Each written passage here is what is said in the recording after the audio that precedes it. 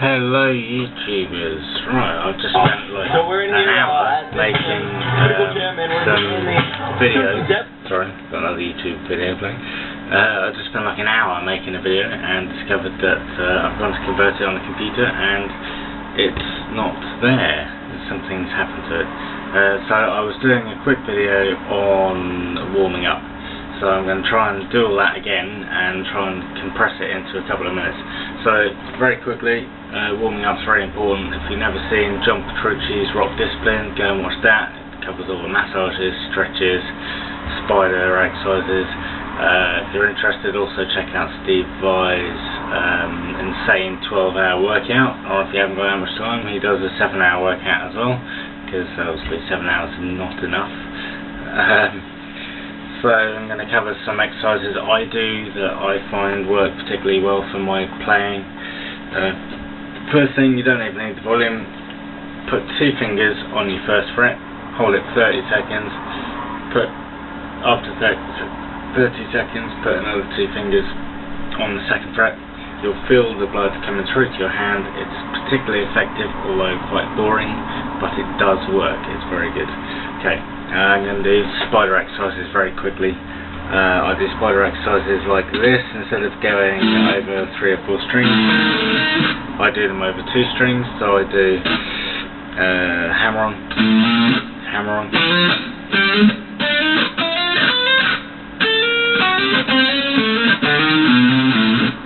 Okay, so what I'm doing there is I'm taking the spider exercise, I'm hammering on the first 2 fingers on one string, 2 fingers on the next string, hammering on all the way, and then I'll go around and I'll do it pulling off, which is really difficult.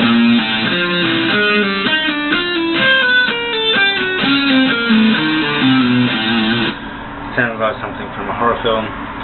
Great for exercising your fingers.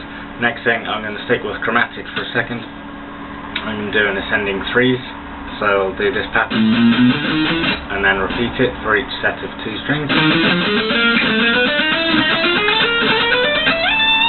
But I'll probably pick 3 notes and hammer on 3 notes, because that's what I tend to do when I play fast. Something like that. I'm going to take very quickly the same pattern and do it in 4s, but descending.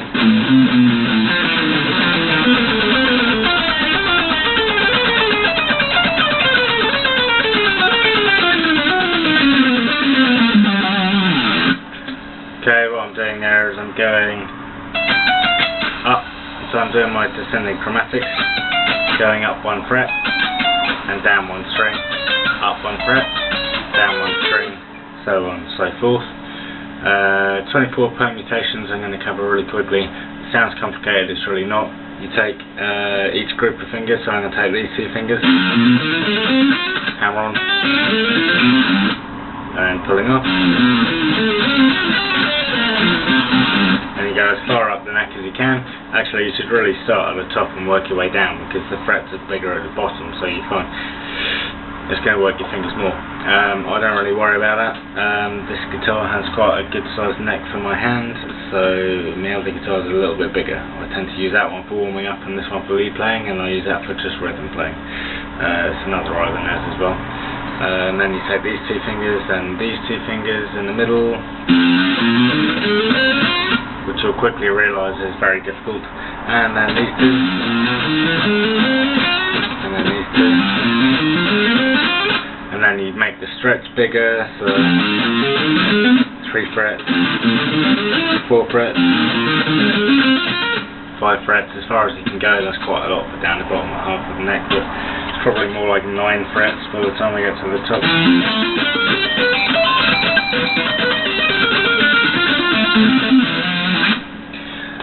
So there we go. Okay, I'm going to cover trills. Trills I'm not very good at. That's about as fast as I can go. I tend to cheat when I'm actually recording and do this,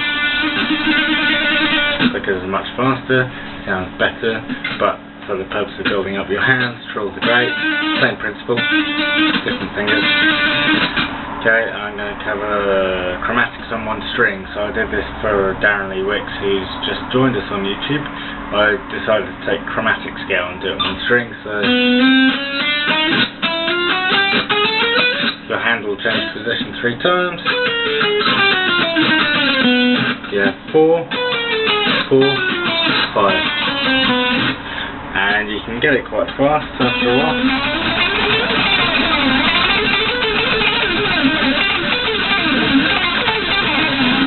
And you can noodle around with that for endless hours.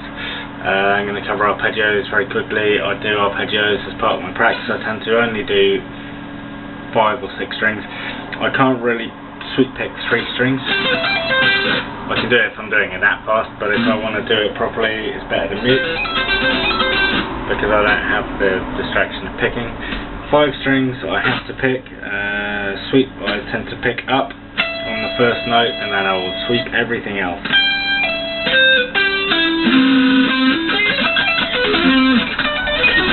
So major, maybe like a Lydian.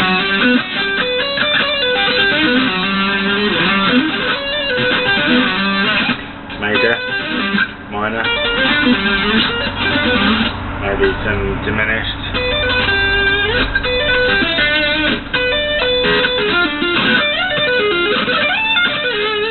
I tend not to really worry about it if I'm doing diminished. I tend to do it as string skipping anyway. Which brings me to my next point.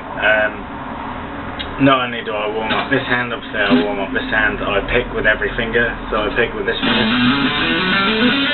and then I pick with this finger, and then I pick with this finger, and then I pick with the little finger. And the reason I do this is because I fractured my finger many years ago, and I had a big plastic thing over. I had one on this hand as well, not at the same time, and I just played slide with it. I'm not going to stop playing guitar for a minor injury like that. So this hand, obviously I had a big plastic thing over here, so I had to learn to pick with the other 3 fingers, and it looked kind of retarded. But actually, if you pick with the middle finger, you find that your angle is much better. So yeah, instead of hitting the string at an angle there, you're hitting it absolutely dead on with the tip. Another thing I do is I tend to use the side of the pick, the round edge, because I find it gives me a smoother sound, especially when I'm using the neck pickup. It also gives me a wider area to hit the string with, so I can feel where the next string is before I actually hit it, and for really fast stuff I find this quite useful. My last tip is 9th chords. So these are 9th power chords, fret apart, different strings.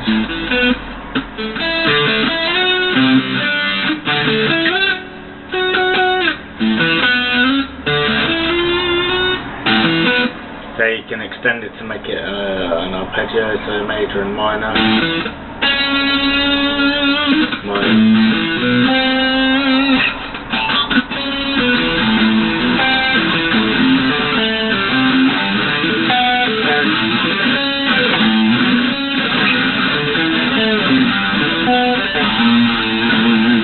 Sorry, I'm just doing it very quickly because I don't want this video to run over.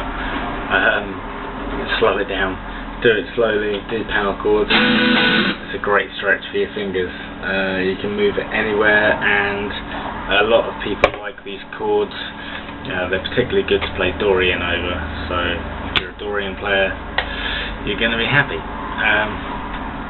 My next lesson is going to be on probably improvisation. I did my original warm-up videos, 2 videos, and then I wanted to do an improvisation video, because after I've done all my exercises, warming up, the next thing I do is I put on some backing tracks, and normally on YouTube I have a few on CDs and some of my own, obviously, that I've written, and I practice my own songs.